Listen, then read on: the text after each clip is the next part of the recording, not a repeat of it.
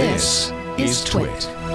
Somebody discovered that in Google Translate, if you type in seemingly random letters over and over again, you get verses from the Bible. You get like tracts. Yeah. And it still works. I was monkeying around with it earlier today. I was typing in a bunch of stuff in Somali, and it's still spitting out really weird stuff. Now, they say this is because the AI in Translate was trained in many texts, including religious texts. Because they're the only ones translated into obscure languages. Let me just try it here. Translate. Type the letters A-G over and over again, like 19 times into Google Translate. Okay.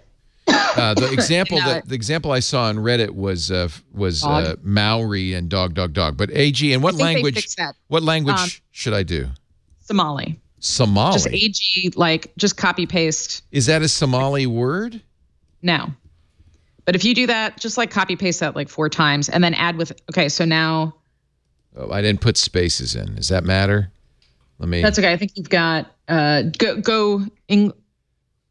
yeah, so it'll keep. Now, but I have to change this to, it says Irish was detected. Yeah. So I want to change this to Somali and see the aggregation of the ages to be aglons to the ages of the ages of the beginning of the ages of the beginning. So add on just like a single A to the end of that AG.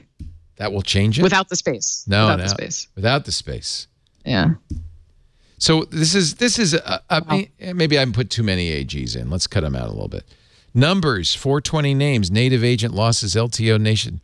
It's nonsense. I mean, I took screenshots on my phone because I was getting They fixed it since then, I bet you, right?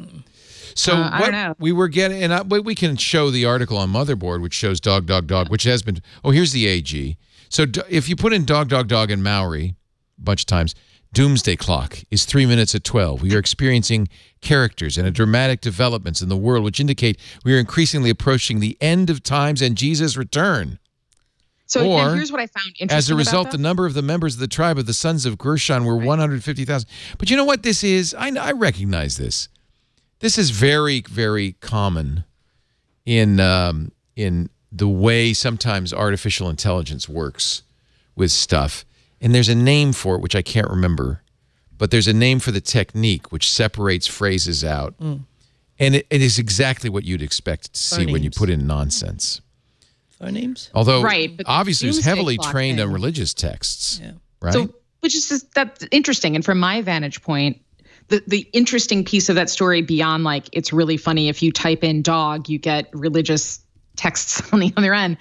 But what's interesting, the part of that story that should have been interesting is we don't have a list of ingredients, right? So that's always the issue with AI, right? Who's training it? And what biases are being introduced? Unknown. But even like bias aside, it just highlighted that like maybe we're at a point where it'd be good to have the sort of list of like a nutritional label, right? These are they're called Markov chains. That's what I was trying to remember, and it is it's commonly in fact there's a I know about this because programmers sometimes use it to play with as a way of generating real-sounding text from kind of random snips of things. And there's actually a Twitter feed of Markov chains using open-source texts and things like poetry.